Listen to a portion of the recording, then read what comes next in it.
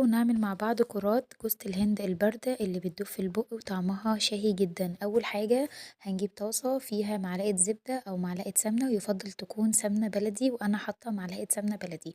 هنبدأ ننزل بكوباية جوزة الهند تكون ناعمة، نبدأ ان احنا نحمصها شوية وننزل عليها بربع كوباية سكر وربع كوباية لبن. وبعد ما يتقلبوا كويس واللبن يشرب جوزة الهند تماما هنبدأ نجيب معلقة كبيرة من معالق الأكل نشا ونضيف عليهم معلقتين من اللبن، ونبدأ إن احنا نقلبهم كويس على البارد كده، ونبدأ نضيفهم على جوزة الهند.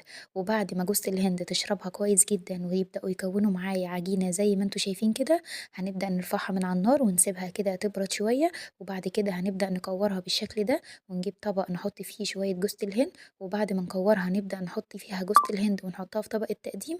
وبعد ما نخلص نضيف على وشها جوزة الهند ونسيبها في التلاجة تبرد، وكليها بألف هنا وشفا. أطعم كرات جوزة الهند ممكن